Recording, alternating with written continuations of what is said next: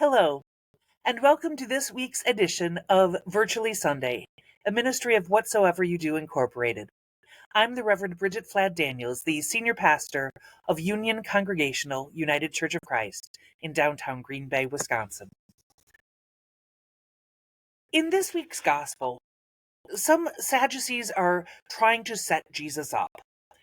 The interaction we read today between Jesus and the Sadducees is an example of people in power trying or being threatened by Jesus.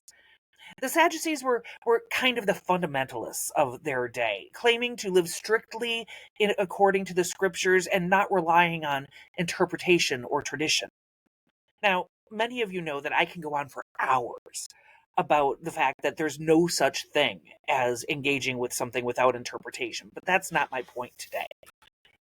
Our text tells us that the Sadducees didn't believe in the resurrection and were going to discredit Jesus by posing an absurd argument to him. The practice that they describe is called Levirate marriage, which was part of the law of Moses. The idea was that if a woman's husband died, she was to marry his surviving brother.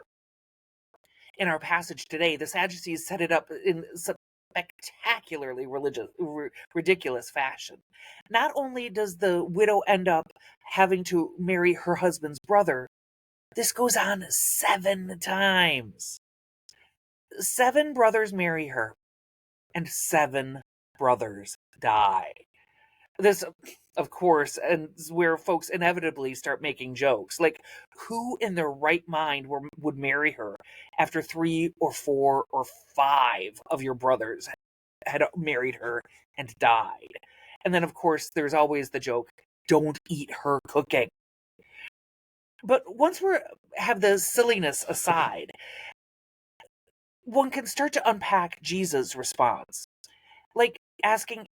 Just like asking how many angels could dance on the head of a pin, asking who will she be married to in heaven appeals to a reductio ad absurdum, the Latin term for an absurd argument.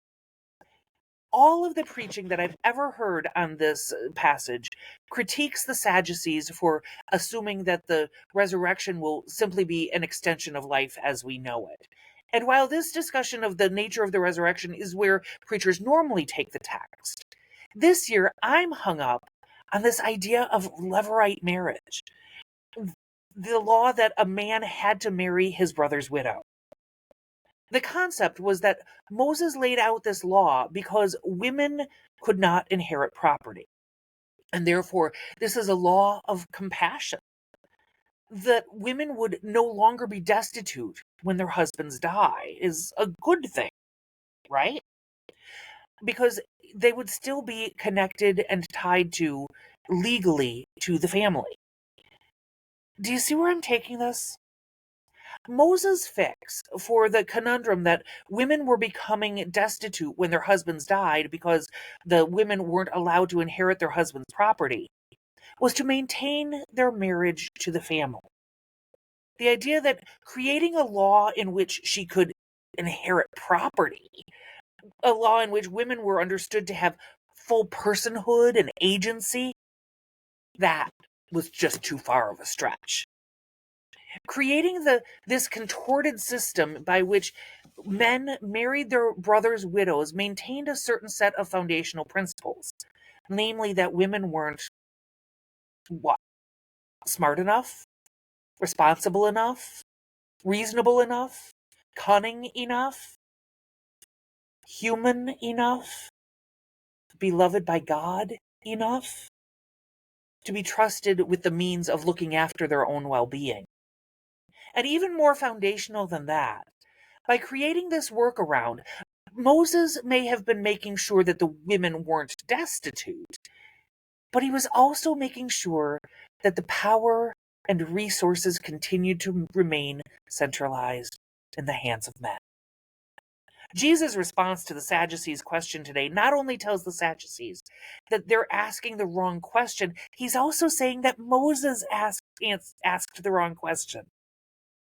And lest we imagine asking the wrong question is a quaint notion from Jesus' day, Let me offer some current examples. When we ask, where will we allow the unhoused to sleep? Instead of asking, why do we tolerate an economy where so many people can't afford a home?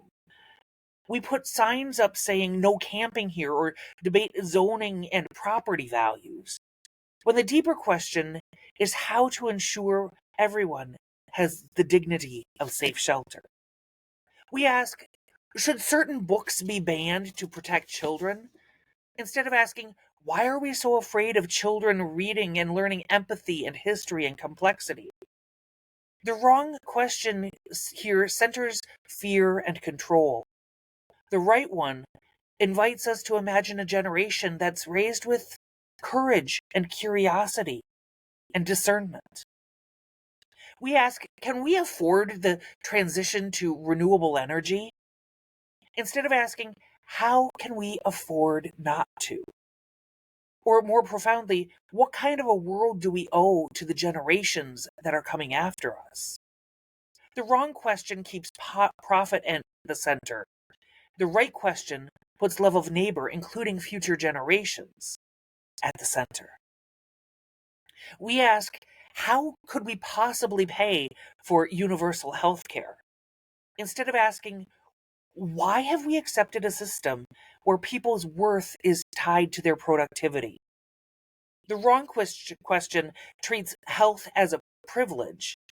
The right one treats it as a shared human good. Indeed, the responsibility of a civilized society.